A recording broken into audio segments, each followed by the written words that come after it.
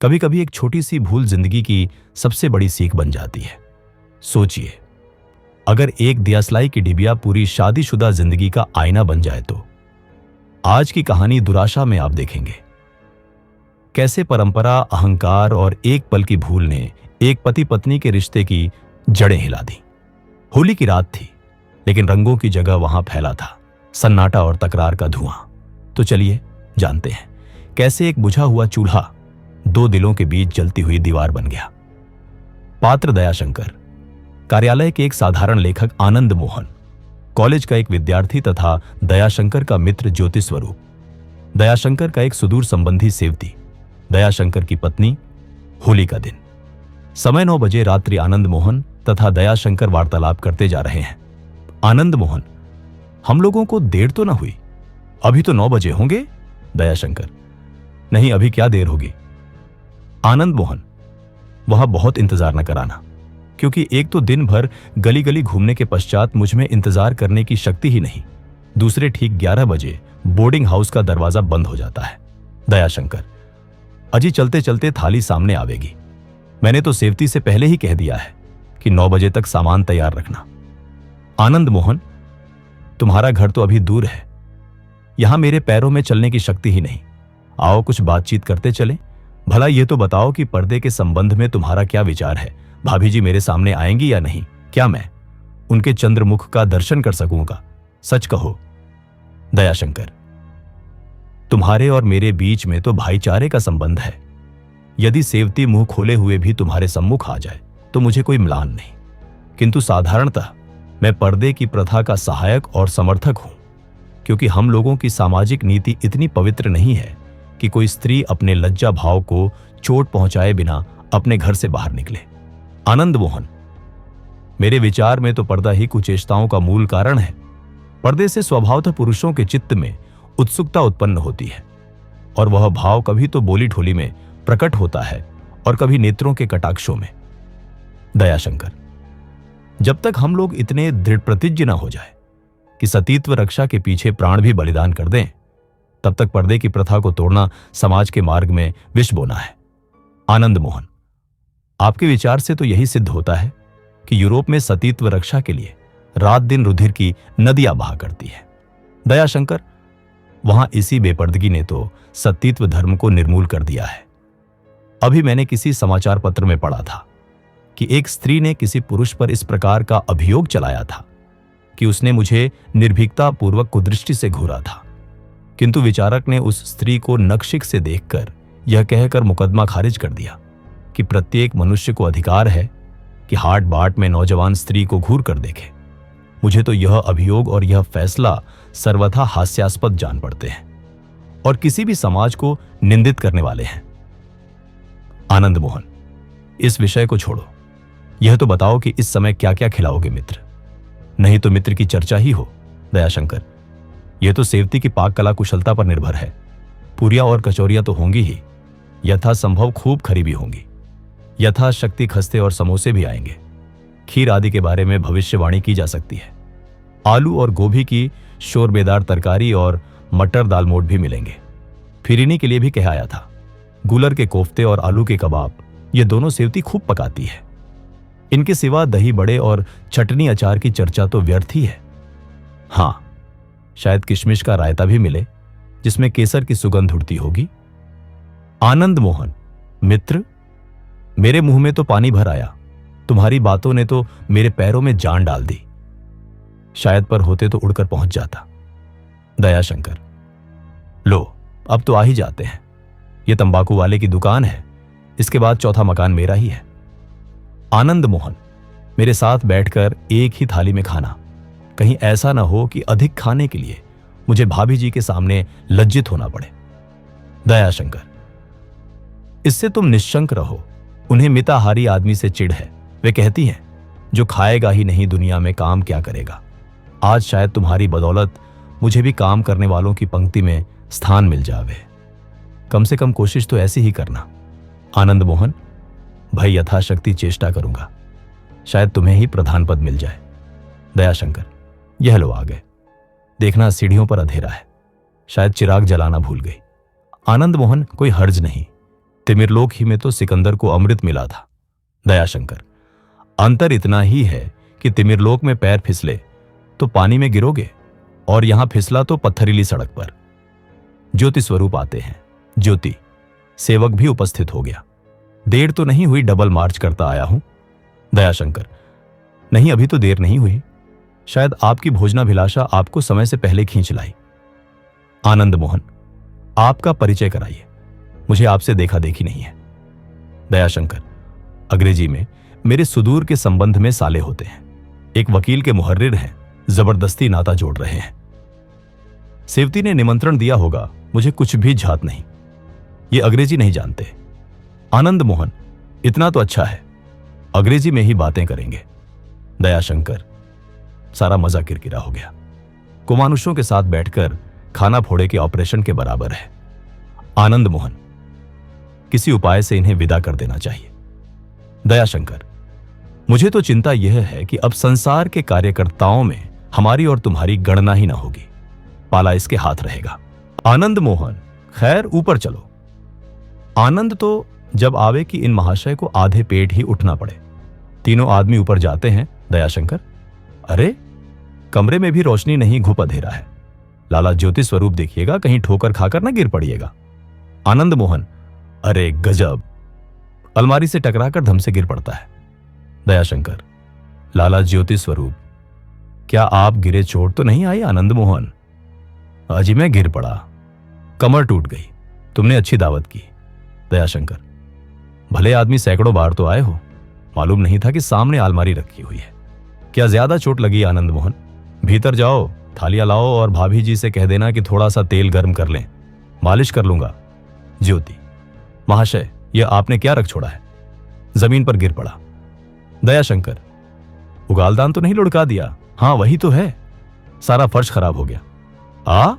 बंधुवर जाकर लालटेन जला लाओ। कहा लाकर कालकोठरी में डाल दिया। दयाशंकर, घर में जाकर, अरे यहां भी अंधेरा है, चिराग तक नहीं। सेवती कहां हो? सेवती, बैठी तो हूं। दयाशंकर, यह बात क्या है, चिराग क्यों नहीं जले? तबीयत तो अच्छी है सेवती, बहुत अच्छी है। बारे तुम आ तो गए, मैंने समझा था कि आज आपका दर्शन ही ना होगा। दयाशंकर, ज्वर है क्या? कब से आया है? सेवती, नहीं ज्वर स्वर कुछ नहीं, चैन से बैठी हूं। दयाशंकर, तुम्हारा पुराना बायगोला तो नहीं उभर आया? सेवती व्यंग्य से, हां बायगोला ही तो है, लाओ कोई दवा है। दयाशंकर, अभी डॉक्टर के यहां से मंगवाता हूं, से कुछ मुफ्त की रकम हाथ आ गई है क्या? लाओ मुझे दे दो, अच्छी हो जाऊं। दयाशंकर, तुम तो हंसी कर रही हो, साफ साफ कोई बात नहीं कहती। क्या मेरे देर से आने का यही दंड है? मैंने 9 बजे आने का वचन दिया था, शायद 2-4 मिनट अधिक हुए हों। सब चीजें तैयार है ना सेवती? हां, बहुत ही खस्ता आधोआध मक्खन डाला था। दयाशंकर, आनंद मोहन से मैंने तुम्हारी खूब प्रशंसा की है। सेवती, ईश्वर ने चाहा तो वे भी प्रशंसा ही करेंगे। पानी रखाओ, हाथ वाथ तो धोए। दयाशंकर, चटनियां भी बनवा ली हैं ना, आनंद मोहन को चटनियों से बहुत प्रेम है। सेवती, खूब चटनी खिलाओ, सेरो बना रखी है। दयाशंकर, पानी में केवड़ा डाल दिया है से? हाँ, ले जाकर पानी रखाओ, पानी आरंभ करें, प्यास लगी होगी। आनंद मोहन बाहर से, मित्र शीघ्र आओ, अब इंतजार करने की शक्ति नहीं है। दयाशंकर, जल्दी मचा रहा है, लाओ थालियां परसो। सेवती, पहले चटनी और पानी तो रखाओ। दयाशंकर, रसोई में जाकर, अरे यहां तो चूल्हा बिल्कुल ठंडा पड़ गया है, मेहरी आज सवेरे ही काम कर गई क्या? सेवती, हां खाना पकने से पहले ही आ गई थी। दयाशंकर, बर्तन सब मजे हुए हैं, क्या कुछ पकाया ही नहीं? सेवती, भूत प्रेत आकर खा गए होंगे। दयाशंकर, क्या चूल्हा ही नहीं जलाया? गजब कर दिया। सेवती, गजब मैंने कर दिया या तुमने? दयाशंकर, मैंने तो सब सामान लाकर रख दिया था, तुमसे बार बार पूछ लिया था कि किसी चीज की कमी हो तो बतलाओ, फिर खाना क्यों ना पका? क्या विचित्र रहस्य है, भला मैं इन दोनों को क्या मुंह दिखाऊंगा? आनंद मोहन, मित्र क्या तुम अकेले ही सब सामग्री चट कर रहे हो? इधर भी लोग आशा लगाए बैठे हैं, इंतजार दम तोड़ रहा है। सेवती, यदि सब सामग्री लाकर रख ही देते तो मुझे बनाने में क्या आपत्ति थी? दयाशंकर, अच्छा यदि 2-1 वस्तुओं की कमी ही रह गई थी तो इसका क्या अभिप्राय कि चूल्हा ही न जले? ये तो किस अपराध का दंड दिया है। आज होली का दिन और यहां आग ही ना जली। सेवती, जब तक ऐसे चरके ना खाओगे तुम्हारी आंखें न खुलेंगी। दयाशंकर, तुम तो पहेलियों से बातें कर रही हो। आखिर किस बात पर अप्रसन्न हो? मैंने कौन सा अपराध किया जब मैं यहां से जाने लगा था? तुम प्रसन्न मुख थी और इसके पहले भी मैंने तुम्हें दुखी नहीं देखा था। तो मेरी अनुपस्थिति में कौन ऐसी बात हो गई कि तुम इतनी रूठ गई सेवती? घर में स्त्रियों को कैद करने का यह दंड है। दयाशंकर, अच्छा, तो यह इस अपराध का दंड है। मगर तुमने मुझसे पर्दे की निंदा नहीं की, बल्कि इस विषय पर जब कोई बात छिड़ती थी तो तुम मेरे विचारों से सहमत ही रहती थी। मुझे आज ही झात हुआ कि तुम्हें पर्दे से कितनी घृणा है। क्या दोनों अतिथियों से यह कह दूं कि पर्दे की सहायता के दंड में मेरे यहां अनशन व्रत है? आप लोग ठंडी ठंडी हवा खाएं सेवती। जो चीजें तैयार हैं वह जाकर खिलाओ और जो नहीं है उसके लिए क्षमा मांगो। दयाशंकर, मैं तो कोई चीज तैयार नहीं देखता सेवती। हैं क्यों नहीं? चटनी बनाई डाली है और पानी भी पहले से तैयार है। दयाशंकर, यह दिल लगी तो हो चुकी। सचमुच बताओ, खाना क्यों नहीं पकाया? क्या तबीयत खराब हो गई थी अथवा किसी कुत्ते ने आकर रसोई अपवित्र कर दी थी? आनंद मोहन, बाहर क्यों नहीं आते हो भाई? भीतर क्या मिसकॉट कर रहे हो? अब सब चीजें नहीं तैयार हैं? नहीं सही, जो कुछ तैयार हो वही लाओ। इस समय तो सादी पूरियां भी खस्ते से अधिक स्वादिष्ट जान पड़ेंगी। कुछ लाओ भला, श्री गणेश तो हो। मुझसे अधिक उत्सुक मेरे मित्र मुंशी ज्योति स्वरूप हैं। सेवती, भैया ने दावत के इंतजार में आज दोपहर को भी न खाया होगा। दयाशंकर, बात क्यों टालती हो? मेरी बातों का जवाब क्यों नहीं देती? सेवती, नहीं जवाब देती क्या? कुछ आपका कर्ज खाया है या रसोई बनाने के लिए? लौंडी हूं। दयाशंकर, यदि मैं घर का काम करके अपने को दास नहीं समझता तो तुम घर का काम करके अपने को दासी क्यों समझती हो? सेवती, मैं नहीं समझती, तुम समझते हो। दयाशंकर, क्रोध मुझे आना चाहिए उल्टी, तुम बिगड़ रही हो। सेवती, उत्सय, तुम्हें क्यों मुझ पर क्रोध आना चाहिए? इसलिए कि तुम पुरुष हो। दयाशंकर, नहीं, इसलिए कि तुमने आज मुझे मेरे मित्रों तथा संबंधियों के सम्मुख नीचा दिखाया। सेवती, नीचा दिखाया तुमने मुझे कि मैंने तुम्हें, तुम तो किसी प्रकार क्षमा करा लोगे, किंतु कालिमा तो मेरे मुख लगेगी। आनंद मोहन, भाई अपराध क्षमा हो, मैं भी वहीं आता हूं। यहां तो किसी पदार्थ की सुगंध तक नहीं आती। दयाशंकर, क्षमा क्या करा लूंगा, लाचार होकर बहाना करना पड़ेगा। सेवती, चटनी खिलाकर पानी पिलाओ, इतना सत्कार बहुत है। होली का दिन है, यह भी एक प्रहसन रहेगा। दयाशंकर, प्रहसन क्या रहेगा, कहीं मुख दिखाने योग्य न रहूंगा। आखिर तुम्हें यह क्या शरारत सूझी सेवती? फिर वही बात, शरारत क्यों सूझती? क्या तुमसे और तुम्हारे मित्रों से कोई बदला लेना था? लेकिन जब लाचार हो गई तो क्या करती? तुम तो 10 मिनट बसता कर और मुझ पर क्रोध मिटाकर आनंद से सोओगे। यहां तो मैं 3 बजे से बैठी झींक रही हूं और यह सब तुम्हारी करतूत है। दयाशंकर, यही तो पूछता हूं कि मैंने क्या किया सेवती? तुमने मुझे पिंजरे में बंद कर दिया पर काट दिए। मेरे सामने दाना रख दो तो खाऊं, मुधिया में पानी डाल दो तो पीऊं। यह किसका कसूर है? दयाशंकर, भाई छिपी छिपी बातें ना करो, साफ साफ क्यों नहीं कहती? आनंद मोहन, विदा होता हूं, मौज उड़ाइए, नहीं बाजार की दुकानें भी बंद हो जाएगी। खूब चकमा दिए मित्र, फिर समझेंगे। लाला ज्योति स्वरूप तो बैठे बैठे अपनी निराशा को खुर्राटों से भुला रहे हैं। मुझे यह संतोष कहां, तारे भी नहीं है कि बैठकर उन्हें ही गिनूं। इस समय तो स्वादिष्ट पदार्थों का स्मरण कर रहा हूं। दयाशंकर, बंधुवर 2 मिनट और संतोष करो। आया। लाला ज्योति स्वरूप से कह दो कि किसी हलवाई की दुकान से पूरियां ले आए, यहां कम पड़ गई हैं। आज दोपहर ही से इनकी तबीयत खराब हो गई है। मेरे मेज की दराज में रुपए रखे हैं। सेवती, साफ साफ तो यही है कि तुम्हारे पर्दे ने मुझे पंगु बना दिया है। कोई मेरा गला भी घोंट जाए तो फरियाद नहीं कर सकती। दयाशंकर, फिर भी वही अन्योक्ति। इस विषय का अंत भी होगा या नहीं? से द्यासलाई तो थी ही नहीं, फिर आग कैसे जलाती? दयाशंकर, मैंने जाते समय द्यासलाई की डिबिया जेब में रख ली थी। जरा सी बात का तुमने इतना बतंगड़ बना दिया। शायद मुझे तंग करने के लिए अवसर ढूंढ रही थी। कम से कम मुझे तो ऐसा ही जान पड़ता है। सेवती, यह तुम्हारी ज्यादती है।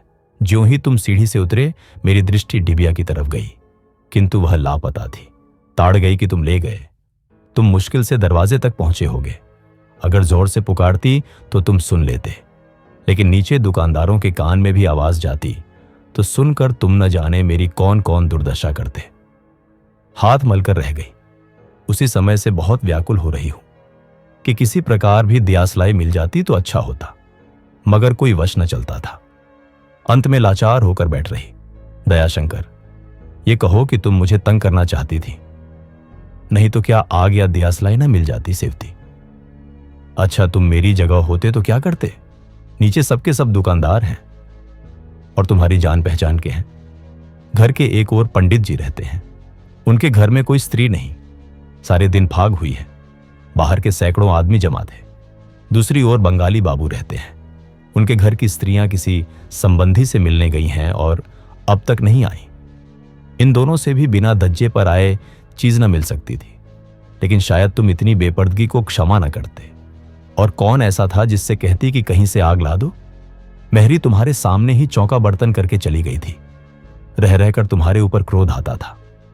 दयाशंकर, तुम्हारी लाचारी का कुछ अनुमान कर सकता हूं, पर मुझे अब भी यह मानने में आपत्ति है कि दियासलाई का न होना चूल्हा न जलने का वास्तविक कारण हो सकता है। सेवती, तुम्ही से पूछती हूं कि बतलाओ क्या करती? दयाशंकर, मेरा मन इस समय स्थिर नहीं, किंतु मुझे विश्वास है कि यदि मैं तुम्हारे स्थान पर होता तो होली के दिन, और खासकर जब अतिथि भी उपस्थित हों, चूल्हा ठंडा न रहता, कोई ना कोई उपाय अवश्य ही निकालता। सेवती, जैसे दयाशंकर एक रुक्का लिख कर किसी दुकानदार के सामने फेंक देता। सेवती, यदि मैं ऐसा करती तो शायद तुम आंख मिलाने का मुझ पर कलंक लगाते। दयाशंकर, अंधेरा हो जाने पर सिर से पैर तक चादर ओढ़कर बाहर निकल जाता और दियासलाई ले आता। घंटे 2 घंटे में अवश्य ही कुछ न कुछ तैयार हो जाता। ऐसा उपवास तो न पड़ता। सेवती, बाजार जाने से मुझे तुम गली गली घूमने वाली कहते और गला काटने पर उतारू हो जाते। तुमने मुझे कभी इतनी स्वतंत्रता नहीं दी। यदि कभी स्नान करने जाती हो तो गाड़ी का पट बंद रहता है। दयाशंकर, अच्छा, तुम जीती और मैं हारा। सदैव के लिए उपदेश मिल गया कि ऐसे अत्यावश्यक समय पर तुम्हें घर से बाहर निकलने की स्वतंत्रता है। सेवती, मैं तो इसे आकस्मिक समय नहीं कहती।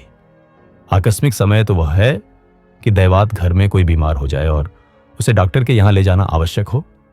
दयाशंकर, निस्संदेह वह समय आकस्मिक है। इस दशा में तुम्हारे जाने में कोई हस्तक्षेप नहीं। सेवती, और भी आकस्मिक समय गिनाऊं? दयाशंकर, नहीं भाई, इसका फैसला तुम्हारी बुद्धि पर निर्भर है। सेवती, मित्र संतोष की सीमा तो अंत हो गई, अब प्राण पीड़ा हो रही है। ईश्वर करे घर आबाद रहे, विदा होता हूं। दयाशंकर, बस 1 मिनट और। उपस्थित हुआ। सेवती, चटनी और पानी लेते जाओ और पूरिया बाजार से मंगवा लो। इसके सिवा इस समय हो ही क्या सकता है? दयाशंकर, मर्दाने कमरे में आकर, पानी लाया हूं, प्यालियों में चटनी है। आप लोग जब तक भोग लगावें, मैं अभी आता हूं। आनंद मोहन, धन्य है ईश्वर, भला तुम बाहर तो निकले। मैंने तो समझा था कि एकांतवास करने लगे, मगर निकले भी तो चटनियां लेकर। वह स्वादिष्ट वस्तुएं क्या हुई जिनका आपने वादा किया था और जिनका स्मरण मैं प्रेमानुरक्त भाव से कर रहा हूं। दयाशंकर, ज्योति स्वरूप कहा गए सेवती ऊर्ध्व संसार में भ्रमण कर रहे हैं। बड़ा ही अद्भुत उदासीन मनुष्य है कि आते ही आते सो गया और अभी तक नहीं चौंका। दयाशंकर, मेरे यहां एक दुर्घटना हो गई, उसे और क्या कहूं। सब सामान मौजूद और चूल्हे में आग न जली। आनंद मोहन, खूब, यह एक ही रही, लकड़ियां न रही होंगी। दयाशंकर, घर में तो लकड़ियों का पहाड़ लगा है। अभी थोड़े ही दिन हुए कि गांव से एक गाड़ी लकड़ी आ गई थी, दियासलाई न थी। आनंद मोहन, अट्टहास कर, वाह, यह अच्छा प्रहसन हुआ। थोड़ी सी भूल ने सारा स्वप्न ही नष्ट कर दिया। कम से कम मेरी तो बधिया बैठ गई। दयाशंकर, क्या कहूं मित्र, लज्जित हूं, तुमसे सत्य कहता हूं। आज से मैं पर्दे का शत्रु हो गया। इस निगोड़ी प्रथा के बंधन ने ठीक होली के दिन ऐसा विश्वासघात किया कि जिसकी कभी भी संभावना न थी। अच्छा, अब बतलाओ बाजार से लाओ पुरिया, अभी तो ताजी मिल जाएगी। आनंद मोहन, बाजार का रास्ता तो मैंने भी देखा है, कष्ट न करो, जाकर बोर्डिंग हाउस में खा लूंगा। रहे ये महाशय, मेरे विचार में तो इन्हें छेड़ना ठीक नहीं। पड़े पड़े खर्राटे लेने दो। प्रातःकाल चौंकेंगे तो घर का मार्ग पकड़ेंगे। दयाशंकर, तुम्हारा यूं वापस जाना मुझे खल रहा है। क्या सोचा था, क्या हुआ? मजे ले लेकर समोसे और कोफ्ते खाते और गप्पड़ चौथ मचाते। सभी आशाएं मिट्टी में मिल गईं। ईश्वर ने चाहा तो शीघ्र ही इसका प्रायश्चित्त करूंगा। आनंद मोहन, मुझे इस बात की प्रसन्नता है कि तुम्हारा सिद्धांत टूट गया। अब इतनी आज्ञा दो कि भाभी जी को धन्यवाद दे आओ। दयाशंकर, शौक से जाओ। आनंद मोहन, भीतर जाकर, भाभी जी साष्टांग प्रणाम कर रहा हूं। यद्यपि आज के आकाशी भोज से मुझे दुराशा तो अवश्य हुई, किंतु वह उस आनंद के सामने शून्य है जो भाई साहब के विचार परिवर्तन से हुआ है। आज एक दयासलाई ने जो शिक्षा प्रदान की है वह लाखों प्रामाणिक प्रमाणों से भी संभव नहीं है। इसके लिए मैं आपको सहर्ष धन्यवाद देता हूं। अब से बंधुअर पर्दे के पक्षपाती ने होंगे, यह मेरा अटल विश्वास है। कभी कभी रिश्तों में गलती हमारी नहीं पर समझ की कमी जरूर होती है। एक छोटी सी दियासलाई ने आज सिखा दिया कि पर्दे से ज्यादा जरूरी है भरोसा और रिवाज से ज्यादा कीमती है संवाद। अगर आपको यह कहानी सोचने पर मजबूर कर गई हो तो दिल से एक लाइक दीजिए, अपने दोस्तों से शेयर कीजिए। नीचे कमेंट में बताइए, क्या आप भी मानते हैं कि रिश्तों को जलाए नहीं, समझाए जाना चाहिए? और हां, ऐसी ही गहराई भरी कहानियों के लिए हमारे चैनल हिंदी वाली स्टोरी को सब्सक्राइब कीजिए।